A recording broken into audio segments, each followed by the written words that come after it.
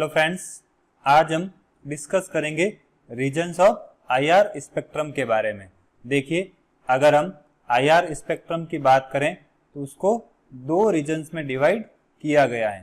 पहला हो जाएगा ग्रुप फ्रीक्वेंसी रीजन और दूसरा हो जाएगा फिंगरप्रिंट रीजन। इन दोनों को हम वन बाय वन डिस्कस करेंगे। पहले बात करते हैं ग्रुप फ्रीक्वेंसी रीजन की। देखिए, इस रीजन को हम फंक्शनल ग्रुप रीजन भी कहते हैं। अब आईआर स्पेक्ट्रम के इस रीजन की बात करें तो इसकी रेंज 1400 से लेकर 4000 वेव नंबर्स तक होती हैं और इस रेंज में लगभग सारे functional group absorption band show करते हैं। इसलिए इस रीजन को ग्रुप फ्रीक्वेंसी रीजन या फंक्शनल ग्रुप रीजन कहते हैं। अब देखिए, आईआर स्पेक्ट्रम के इस रीजन की बात करें तो इसमें जो एब्जॉर्प्शन होते हैं वो स्ट्रेचिंग वाइब्रेशंस की वजह से होते हैं और ये डायग्नोस्टिकली मोर यूजफुल होते हैं। अब बात करते हैं फिंगरप्रिंट रीजन की।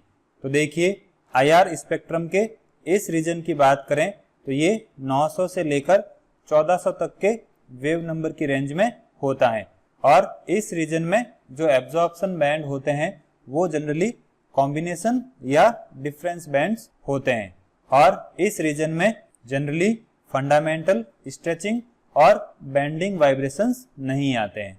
अब देखिए, इस रीजन में बनने वाले बैंड्स की बात करें तो उनको एनालाइज करना वेरी डिफिकल्ट होता है।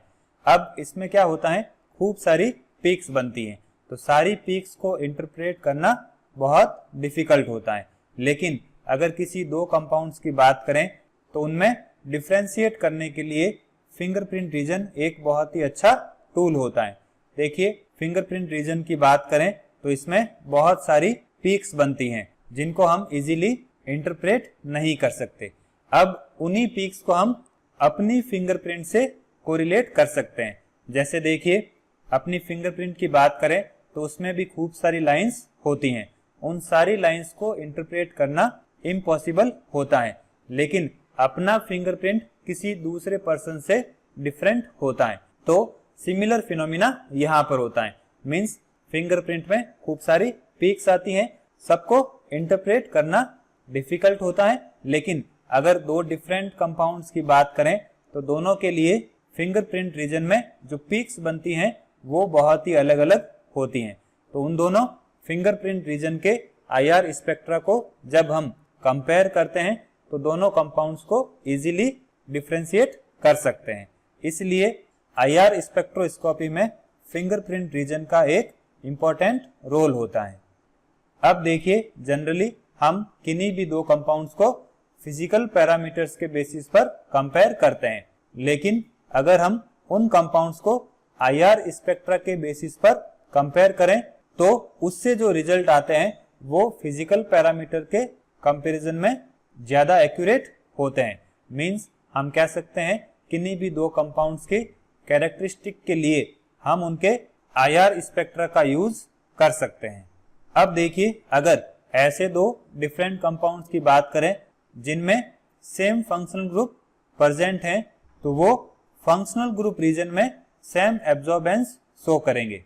लेकिन अगर फिंगरप्रिंट रीजन की बात करें तो वो दोनों compound different absorption pattern show करेंगे। तो उन दोनों कंपाउंड को हम फिंगरप्रिंट रीजन के बेसिस पर इजीली डिफरेंशिएट कर सकते हैं। अब देखिए, जैसा कि मैंने आपको बताया है, आईआर स्पेक्ट्रा की सारी पीक्स या बैंड को इंटरप्रेट करना बहुत ही मुश्किल होता है, लेकिन किसी भी आईआर स्पेक्ट्रा की हेल्प से फंक्शनल ग्रुप को आइडेंटिफाई करने के लिए हमें डिफरेंट टाइप के फंक्शनल ग्रुप्स के लिए एब्जॉर्प्शन बैंड के रीजन का नॉलेज होना चाहिए। अगर हमें एब्जॉर्प्शन बैंड के रीजन का नॉलेज होता है तो हम आईआर स्पेक्ट्रा की हेल्प से किसी भी फंक्शनल ग्रुप को इजीली आइडेंटिफाई कर सकते हैं। यहाँ पर टेबल में डिफरेंट फंक्शनल ग्रुप के लिए कैरेक्टरिस्टिक फ्रीक्वेंसीज की वैल्यू गिवन है।